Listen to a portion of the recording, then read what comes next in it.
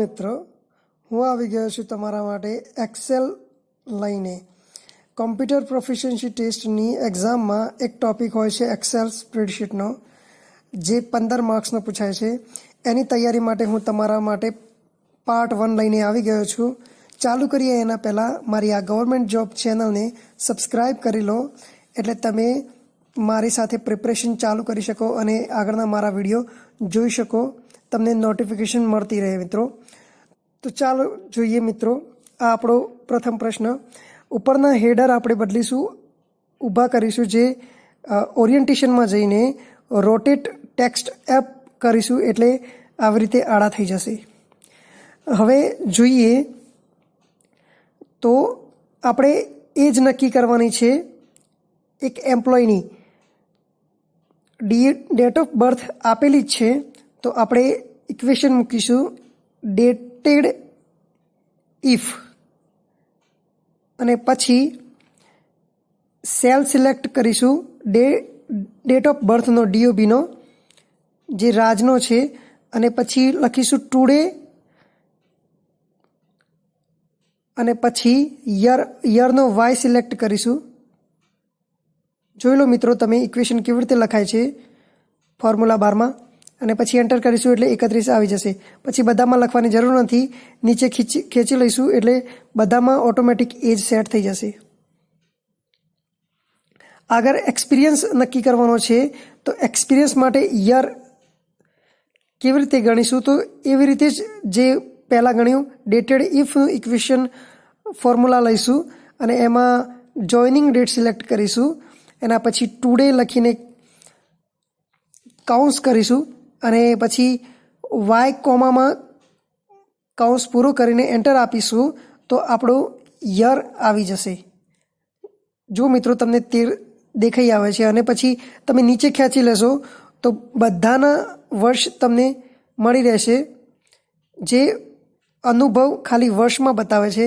હવે મહિના પ્રમાણે ગણવાનું છે કે કેટલા મહિના કર્યા, તો 13 વર્ષ પછી કેટલા ઉપર મહિના કર્યા એ ઇક્વેશનમાં યર અને પછી મંથ YM લખશો એ જ ઇક્વેશનમાં, તો તમને મહિના મળી જશે. તો 3 મહિના, 13 વર્ષ અને પછી 3 મહિના એનો અનુભવ છે, અને 3 મહિના ઉપર કેટલા દિવસ એનો અનુભવ છે એના માટે એ જ ઇક્વેશનમાં મહિના પછી દિવસો, તો M અને પછી D એમ લખીને ખાલી એન્ટર કરીશું એ ઇક્વેશનમાં, તો તમને દિવસો દેખાઈ આવે છે મિત્રો. 18 દિવસ એના થાય છે, તો એને તમે વર્ષ, મહિના અને દિવસ પ્રમાણે એનો અનુભવ કાઢી શકો છો.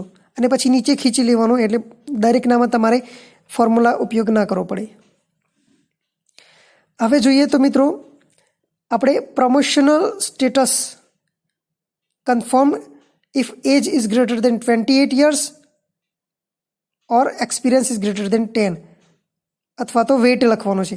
મતલબ કે ઉંમર 28 વર્ષ હોય અથવા તો અનુભવ 10 વર્ષથી વધારે હોય, તો એને કન્ફર્મ્ડ લખવાનું છે અથવા તો વેટ લખવાનું છે. તો આપણે ઇફ ફંક્શનનો ઉપયોગ કરીશું, ઇફ, અને પછી ઓર કરીશું. ઓર ફંક્શનમાં એજ ઇઝ ગ્રેટર ધેન, મતલબ એજનું કોલમ સેલ સિલેક્ટ કરીને ગ્રેટર ધેન 28, પછી અલ્પવિરામ કરીને યરનું કોલમ સેલ સિલેક્ટ કરીશું, અને પછી એને ગ્રેટર દેન 10 કરીશું.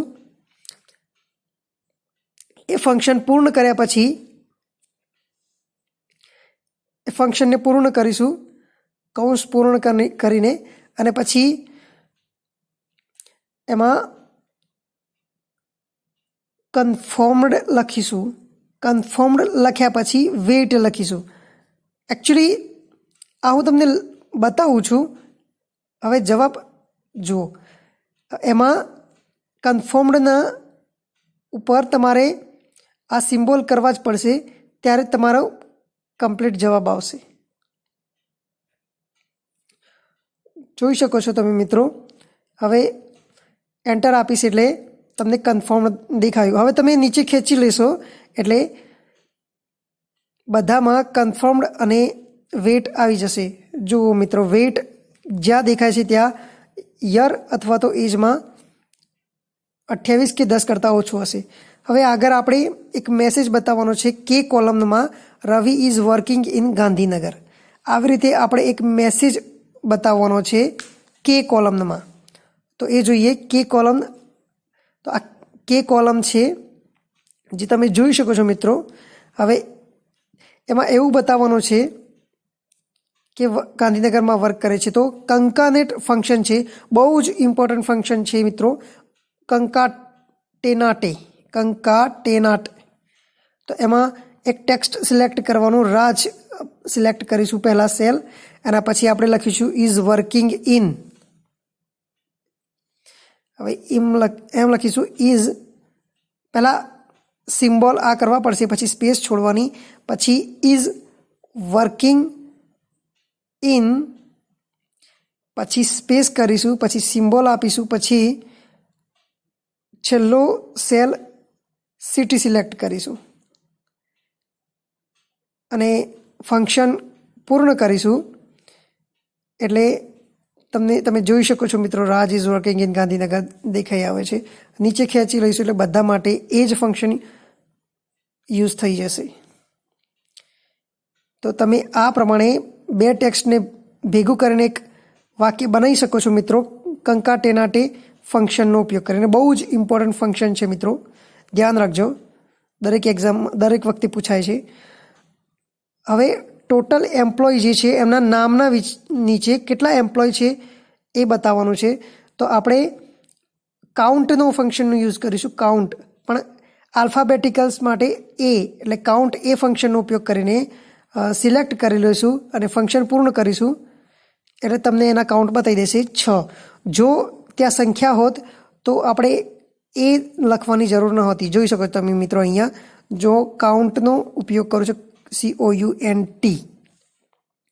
હવે એ ફંક્શનમાં તમે જો COUNTમાં તમે સિલેક્ટ કરશો અને ફંક્શન પૂર્ણ કરશો એટલે તમને 6 બતાવી દેશે. કારણ કે એમાં એ લખવાની જરૂર નથી, કારણ કે આ આલ્ફાબેટિકલ છે એટલે એમાં કાઉન્ટ એ ફંક્શનનો યુઝ થશે. તો મિત્રો થેન્ક્સ. મારી આ ગવર્મેન્ટ જોબ ચેનલને સબસ્ક્રાઈબ કરી દો મિત્રો, એટલે હું આગળ બી તમારા માટે વિડીયો બનાવીને લઈ આવું અને તમને પ્રિપરેશનમાં મદદરૂપ થાય, તમે સરળતાથી એક્ઝામ ક્લિયર કરી શકો. થેન્ક યુ મિત્રો.